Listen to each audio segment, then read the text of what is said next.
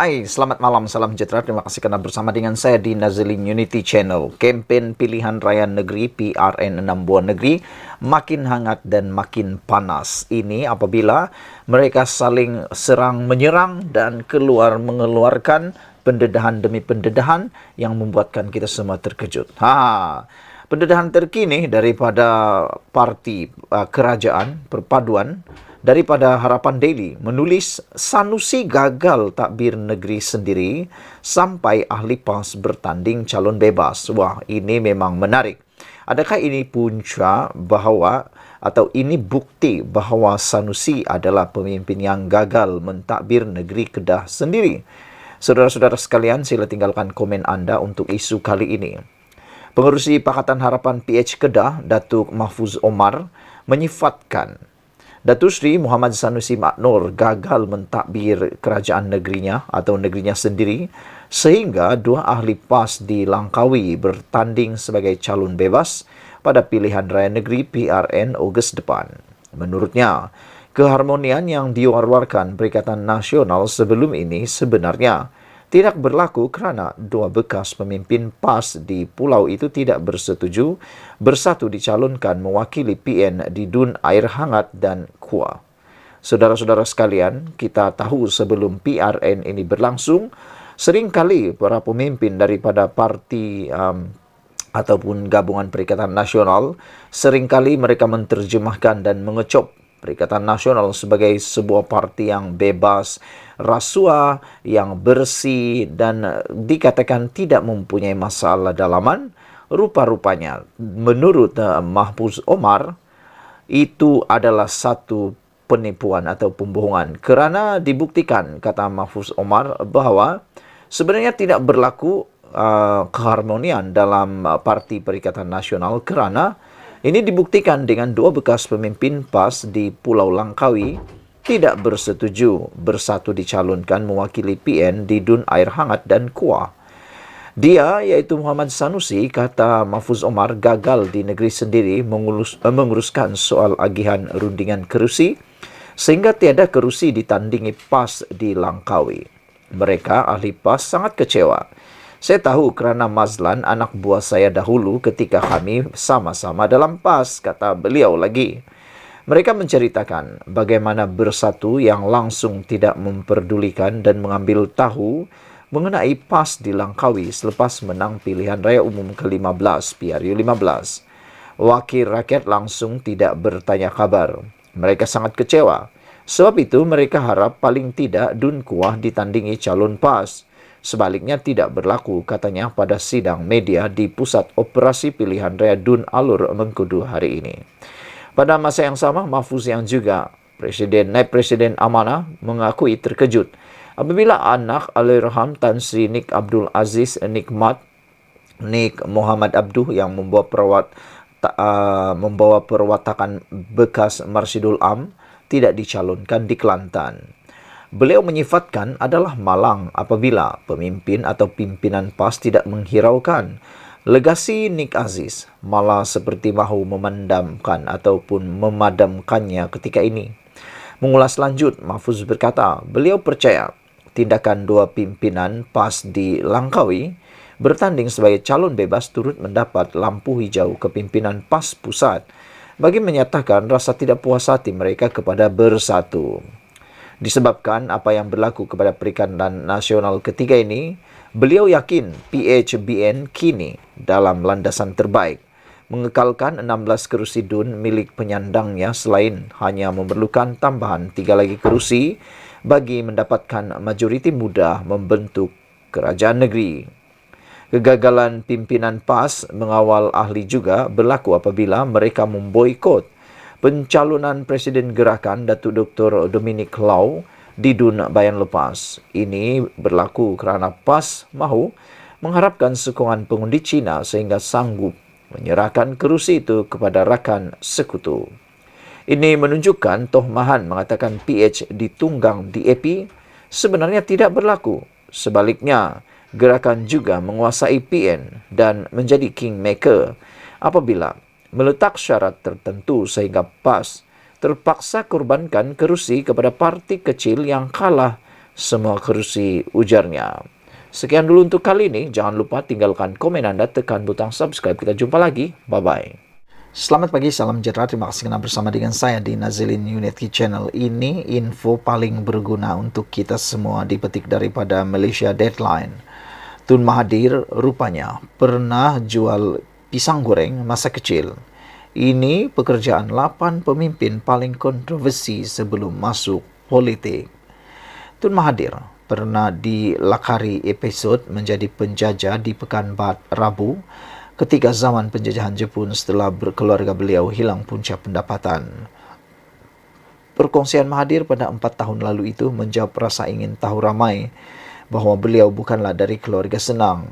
Bapanya sendiri merupakan kaki tangan kerajaan, namun ketika zaman penjajahan, bapanya kehilangan kerja sampai beliau perlu bekerja sendiri menjual pisang goreng dan ubi kayu api. Saudara, sebelum saya teruskan, ikuti terus pendedahan ini kerana saya akan dedahkan kepada anda 8 pemimpin besar Malaysia dan apa pekerjaan mereka yang paling pelik sekali. Pertama sekarang ialah Datuk Seri Dr. Mahathir Mohamad. Namun pernahkah anda terfikir apa yang dilakukan oleh ahli politik lain sebelum mereka menceburi bidang politik Malaysia yang penuh dengan liku-liku ini? Berikut saya kongsikan 8 ahli politik paling kontroversi dan pekerjaan mereka. Nombor 1, Datuk Seri Najib Razak.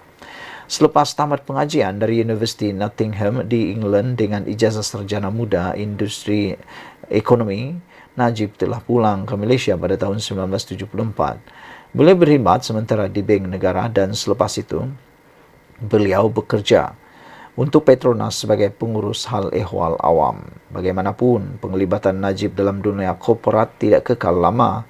Selepas kematian ayahnya Tun Abdul Razak pada tahun 1976, beliau telah dipilih untuk menggantikan kekosongan kerusi parlimen yang ditinggalkan oleh ayahnya.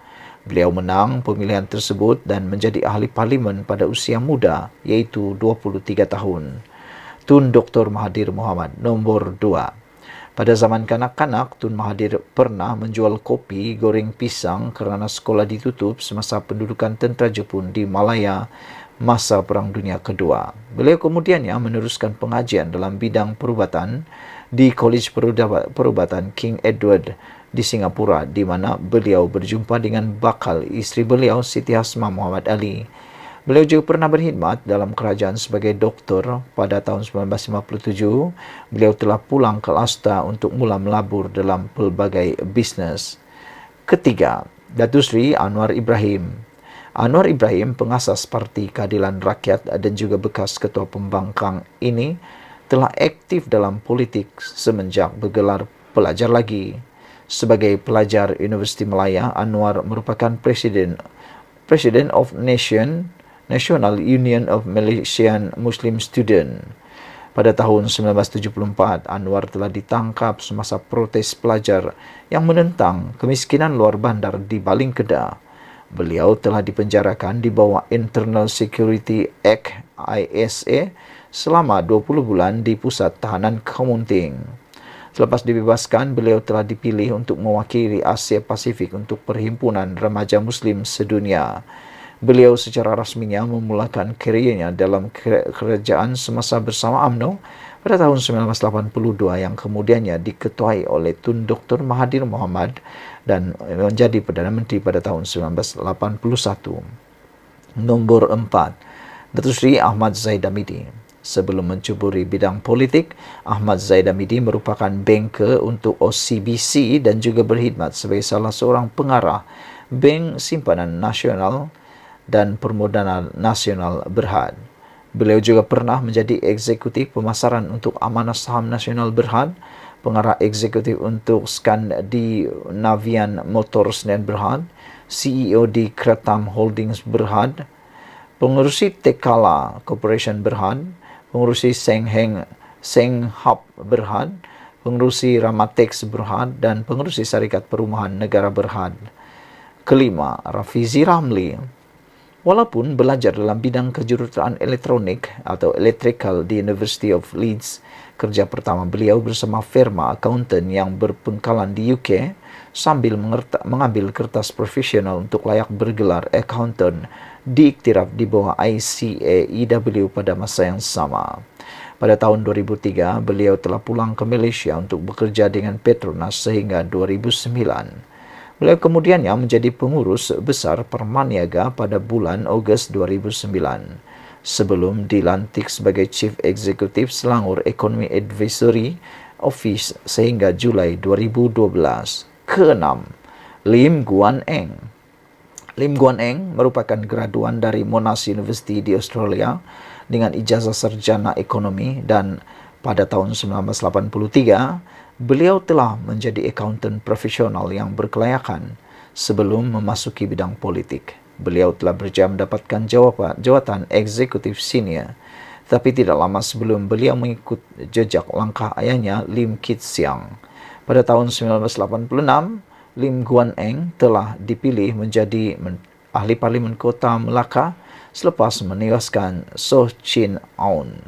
Ketujuh, Tan Sri Abdul Hadi Awang. Tuan Guru Haji Awang merupakan graduan Universiti Islam Madinah untuk peringkat ijazah sarjana Buddha Syariah sebelum melanjutkan pelajaran peringkat ijazah sarjana di Universiti Al-Azhar, Kahira, Mesir dalam jurusan Siasa Syariah dari tahun 1974 hingga 1976. Beliau pernah memegang jawatan Pegawai Yayasan Islam Terengganu dari tahun 1977 hingga 1978. Dalam masa yang sama, Ketua Angkatan Belia Islam Malaysia ABIM Negeri Terengganu. Pada 1982, apabila Presiden ABIM Datuk Seri Anwar Ibrahim meninggalkan ABIM dan menyertai UMNO, Abdul Hadi menyertai PAS bersama Ustaz Fazil Muhammad Nur dan Datuk Nakhi Ahmad. Ke-8, Datuk Seri Mohamed Azmin Ali. Bekas ahli parlimen yang dipecat pada tahun 2020 ini pernah mengajar matematik semasa beliau sedang belajar di peringkat master. Sambil menyambung pengajian di tahap ijazah sarjana pendidikan di Universiti Minnesota, Azmin Ali sempat untuk mengajar subjek matematik moden dan matematik tambahan. Beliau juga pernah mengambil kursus di Universiti Oxford. Beliau mula bekerja untuk Anwar Ibrahim, seterusnya menjadi menteri di bawah pimpinan Mahathir dalam Barisan Nasional. Saudara-saudara sekalian, itulah dia pendedahan yang paling menarik daripada Malaysian Deadline. Dipetik daripada Malaysian Deadline, ini 10 atau 8 pemimpin paling kontroversi sebelum masuk politik. Ini pekerjaan mereka. Rupa-rupanya Tun Mahathir pernah jual pisang goreng masa kecil. Pendapat kamu menarik ke tidak? Kalau menarik, sila share kepada semua orang. Rupanya inilah pemimpin-pemimpin kita yang hebat-hebat belaka. Malaysia kita punya, kita juga sama-sama cintai Malaysiaku. Kita jumpa lagi. Bye-bye.